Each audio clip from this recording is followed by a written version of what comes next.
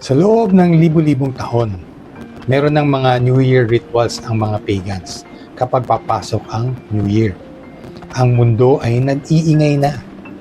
Para ipagdiriwang si Marduk, the ancient Babylonian god who defeated Tiamat, the god of chaos, or Roman god Janus of new beginnings, celebrated on the first full moon after a dark winter solstice. Siya daw ang simbolo ng pag-asa sa dulo ng kadiliman.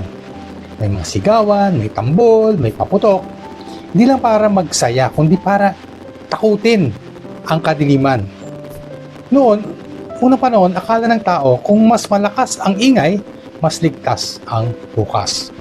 Pero ngayon, nandito tayo sa bagong taon ulit. Ang tanong ko sa atin, bilang Kristyan, ano ang dinadala mo papasok ng bagong taon? Ingay o tiwala? Sabi sa Bible, the earth is the Lord's and everything in it. Psalm 24:1. Ibig sabihin, hindi mo kailangan bantayan ang bukas dahil may nagmamay-ari ng bukas natin. Ang mga pagano, yung culture nila, gumagawa ng ingay para kontrolin ang kapalaran.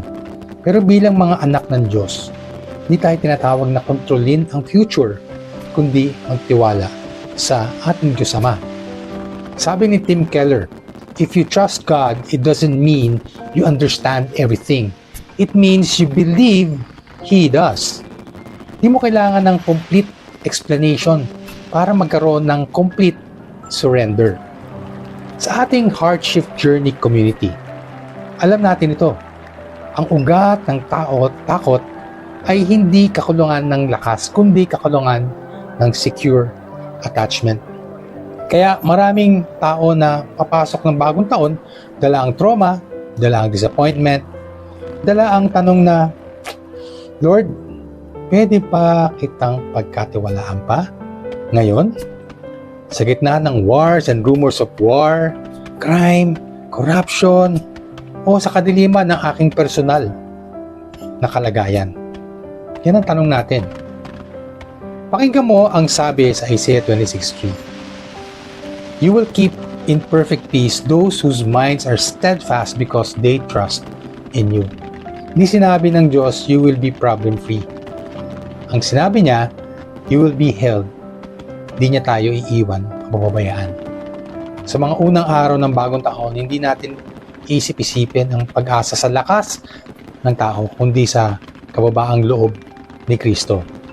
On the 8th day, Jesus was circumcised, Luke 2:21.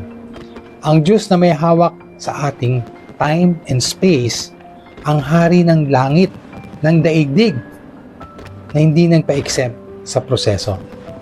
Sabi ni Charles Stanley, obey God and leave all the consequences to Him. Maraming hardships sa ating journey of faith. From control to obedience, from fear to trust. From present world mindset to new earth mindset.